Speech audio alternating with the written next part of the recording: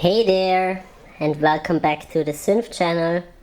Today we wanna have an in-depth tutorial about the Korg Monologue, as I think it is one of the best synthesizers in that price range. And I wanna start off with something really cool. So if we go here to edit mode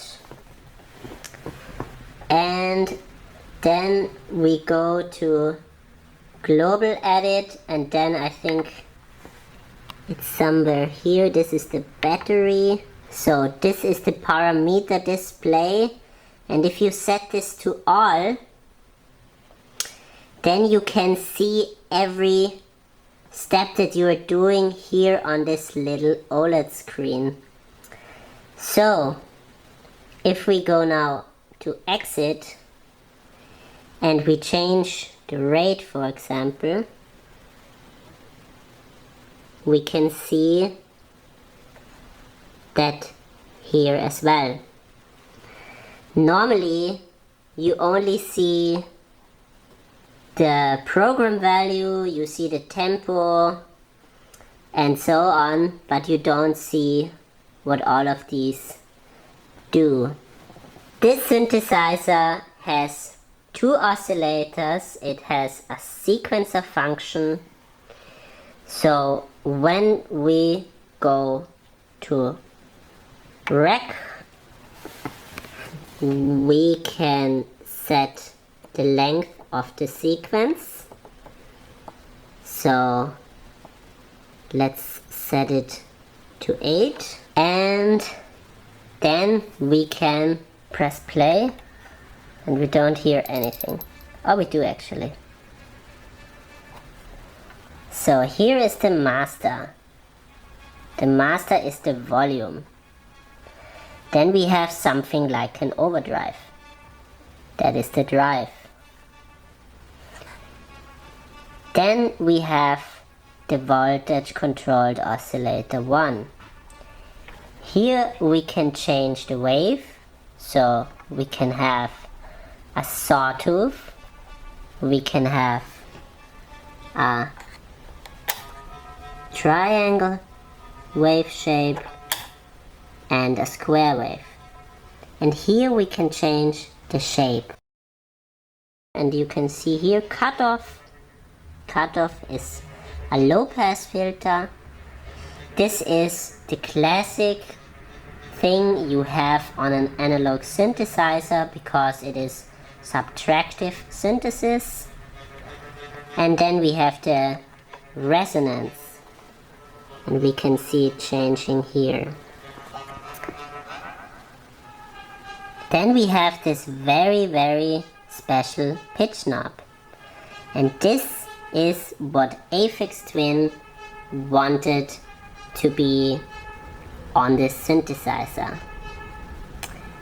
This synthesizer was designed by Tatsuya Takahashi, and it was his last design. And then we have the VCO2 section where we can change the octave. And so this here is one section.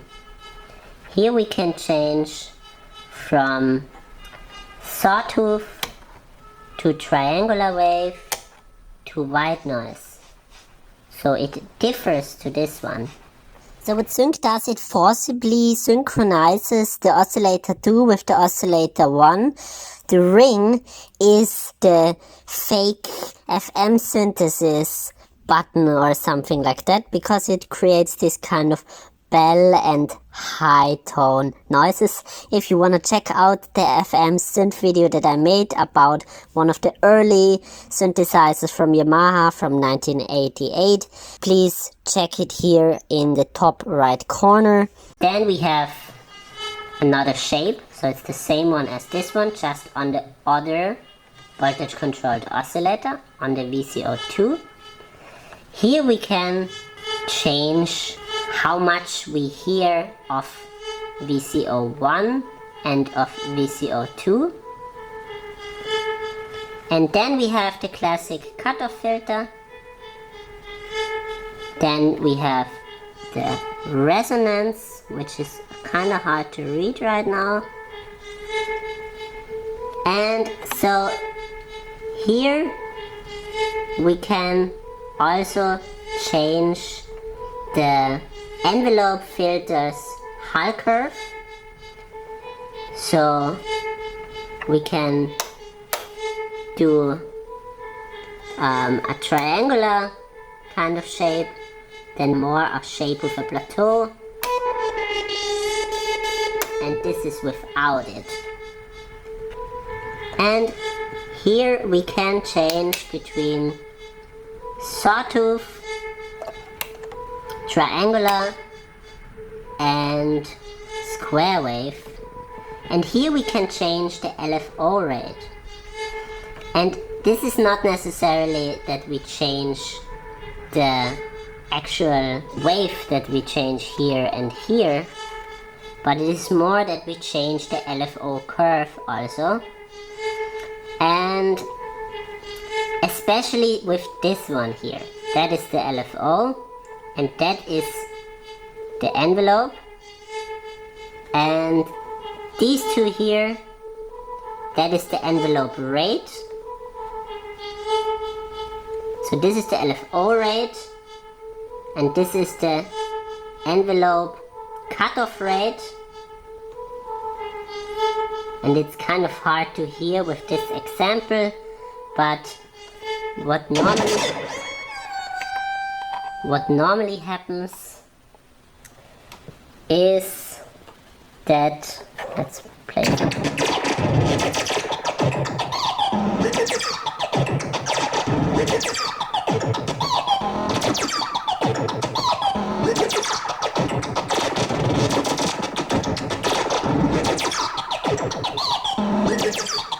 And what is kind of interesting about these two, which say INT and INT, it's very hard to read though, here and here.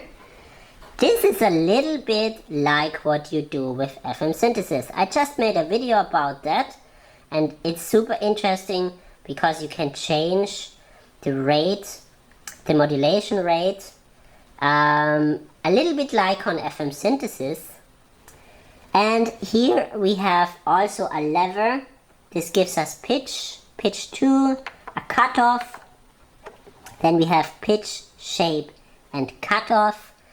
That is also an effect that is part of this section. So these lines show us the sections of the synthesizer. Then we have this lever.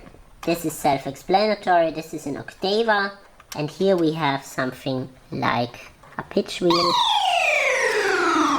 That doesn't always work on every preset, just to be said. So the next thing here is note. Note is where we set the notes. We can change the notes also afterwards. That only works, I think, in rec mode. Yes. And so the next thing is slide. And slide gives us the possibility. So let us record something real fast with a different preset. Not rec. Okay, rec.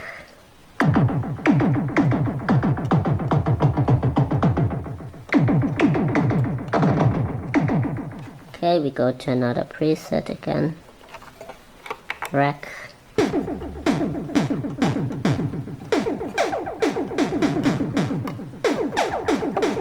Okay, so let's check this out now. So if we now go to play,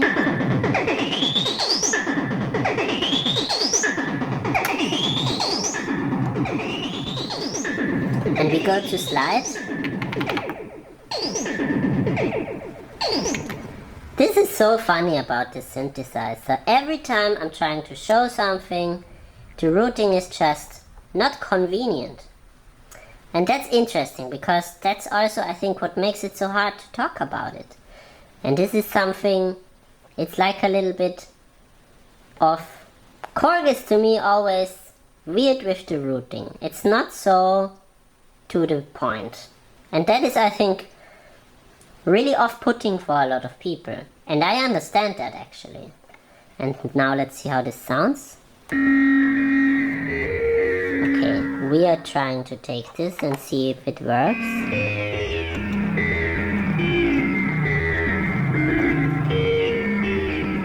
Okay, so let's go to play and then go to VR. Let's slide anyways.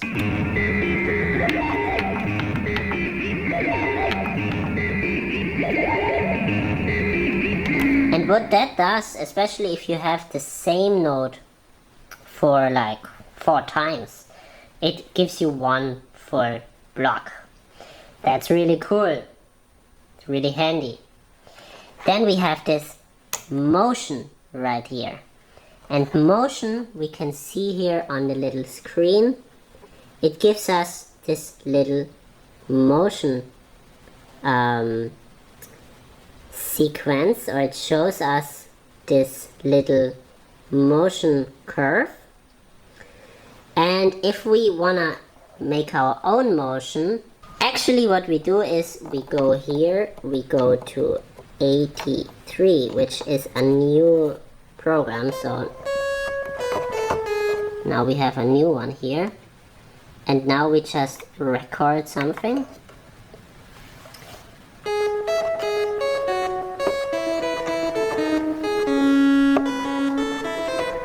Okay, and it says no motion data. Okay, and now if you press play,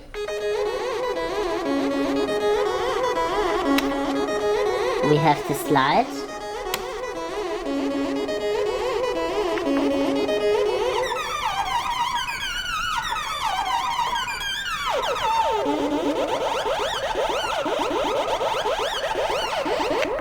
And that's how it works.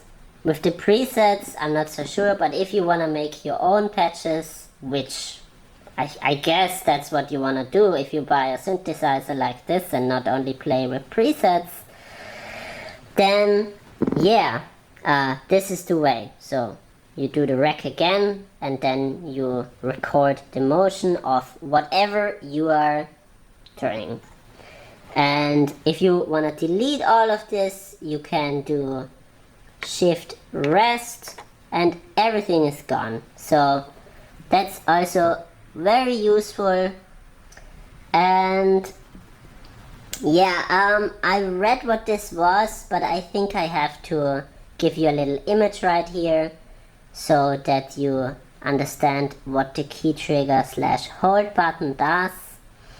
But it does different things. You can also press it longer, then it starts blinking. Does it show us anything? No. Okay. But yeah, this setting here at edit mode is really handy. If we go to edit mode, we can check out these 3 different modi. We have program edit, we have sequencer edit, and we have global edit. And we can scroll through all of them real fast. So then we have these buttons here on the bottom that we can choose from. This is portamento time, which is the glide time. Then we have the slider assigned pitch bend. That is also something that you can change. Gate time, VCO1 pitch, VCO1 shape, and so on. And with these 2, program and SEQ edit, they are not gonna stay. So that means you have to write, to click right and then exit. And with the global edit, you can just leave it like that. So let's go through the other functions here. So we have micro tuning, equal, temp, tempo, pure major, pure minor. So there's also a lot of different settings that you cannot just access only over the edit mode.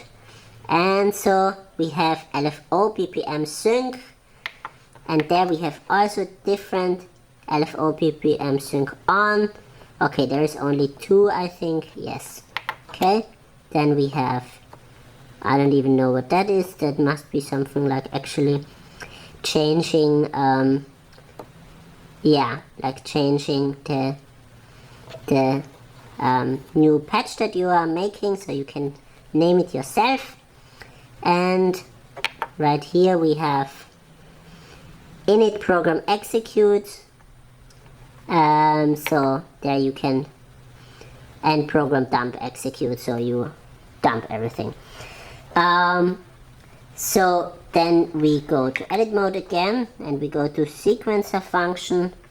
Then we go on this button. So here you can also change the BPM. Here you can change the step length. Also here you can change all clear, so you can clear everything. And here you have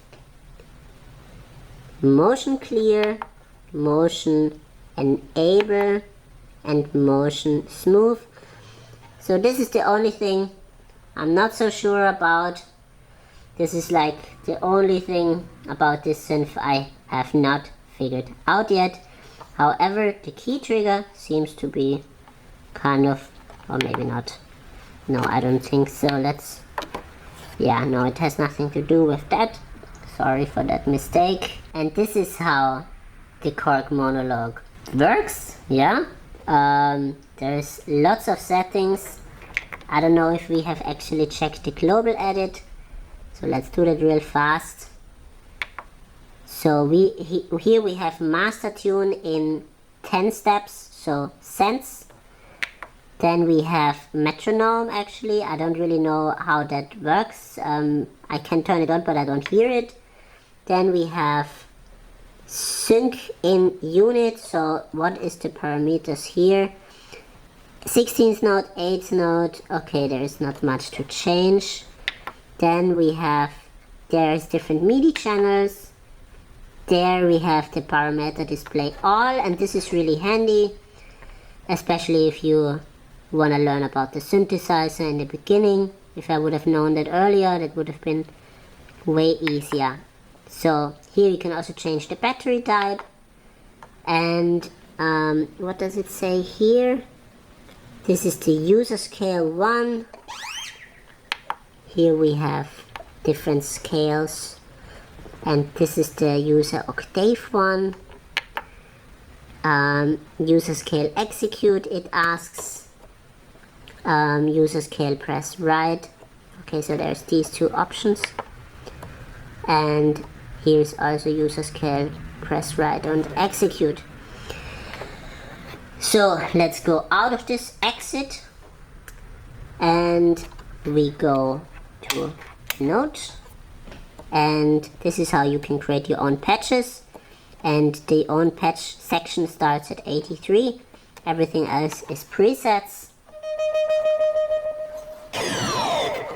Of course, presets can be changed, meaning you can use a preset.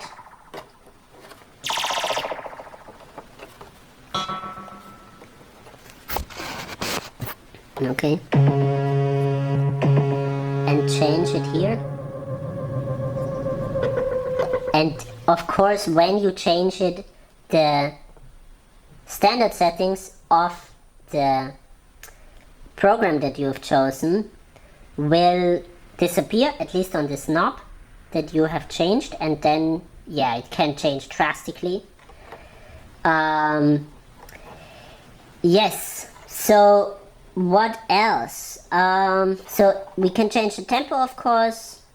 That is very, very basic, even to half steps, as you can see here. And I think this is the biggest part about the mysteries of this synthesizer, the Korg Monologue.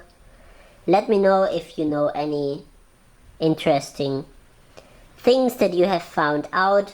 This is what I have found out so far, and I'm quite happy. This is the synth I've studied the most. And I'm so glad to present this also to all of you guys and girls using synthesizers. I really love this synthesizer for its crunchiness and for the Aphex Twin pitch wheel here on voltage controlled oscillator 2. This micro tonal pitch is what makes this synth really interesting and really special, and so I'm glad that Aphex Twin stepped in and actually made that possible. Also, the white noise function I think is really useful, sometimes for having a break in a song, for example, going back. So I think this synth is really cool for live sequencing and just changing. You can make long arrangements with it easily. You can easily put something like, and you can't really see it, like a delay pedal or a reverb on it, and it sounds massive. And so you don't even need a really expensive synth to make crazy sounding things. I think you maybe only need the Korg Monologue and the micro Korg if you wanna do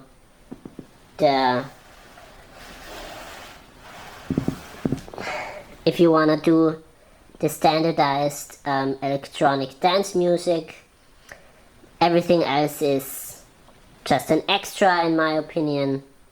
And yeah, I'm so glad I picked this one up. I don't understand why someone would sell it. It's fantastic, it's a fantastic sequencer. And yeah, it's also the last synth that Tatsuya Takahashi designed on Korg on the analog section, so it's quite special in that sense. Thank you so much for watching. I hope you enjoyed this little video about the Korg Monologue, and I see you next time when we tune in on the Synth channel, where we talk about weird music production and synthesizers. Next time probably an 80s synth again, so tune in, and I wish you all the best with making music and producing songs. And yeah, have a good time. I see you around. Stay tuned, and I hope this helped a little. All the best. Bye bye. Drives you crazy.